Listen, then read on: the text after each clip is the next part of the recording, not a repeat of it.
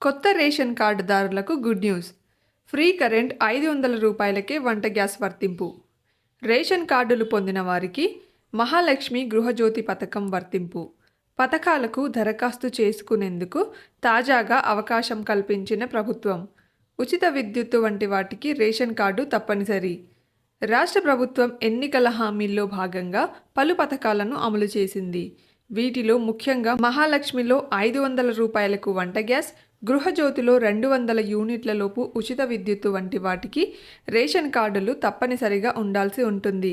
10 ఏళ్లుగా రేషన్ కార్డులు ఇప్పటి వరకు మంజూరు కాకపోవడంతో ప్రస్తుత ప్రభుత్వాల్లో వివిధ పథకాలకు చాలామంది అర్హులు దూరమయ్యారు.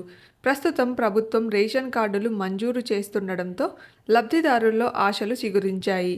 రాష్ట్ర ప్రభుత్వం మహాలక్ష్మి గృహజ్యోతి పథకాలకు దరఖాస్తు చేసుకునేందుకు తాజాగా అవకాశం కల్పించింది. దీంతో లబ్ధిదారులు ఎంపీడీఓ కార్యాలయాల్లో దరఖాస్తు చేసుకుంటున్నారు.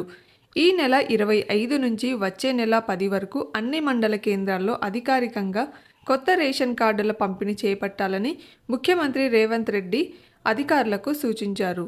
వర్షాలు, ఆరోగ్యం, వ్యవసాయం, ప్రాజెక్టుల్లో నీటి వినియోగం, రేషన్ కార్డులపై కలెక్టర్లతో సీఎం సోమవారం సమీక్ష నిర్వహించారు.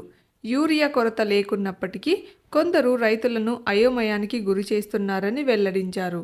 వాతావరణ శాఖతో సమన్వయం చేసుకుంటూ 3 గంటలు ముందుగానే వర్ష సమాచారం ప్రజలకు అందించాలని సూచించారు. కలెక్టర్లు ఖచ్చితంగా క్షేత్రస్థాయి పర్యటనలకు వెళ్లాలని సీఎం స్పష్టం చేశారు. అజాగ్రత్తగా ఉంటే ఎంతటి వారినైనా ఉపేక్షించబోమని హెచ్చరించారు. సన్న బియ్యం పంపిణీతో రేషన్ షాపులు, కార్డులకు డిమాండ్ పెరిగిందని సీఎం రేవంత్ రెడ్డి తెలిపారు.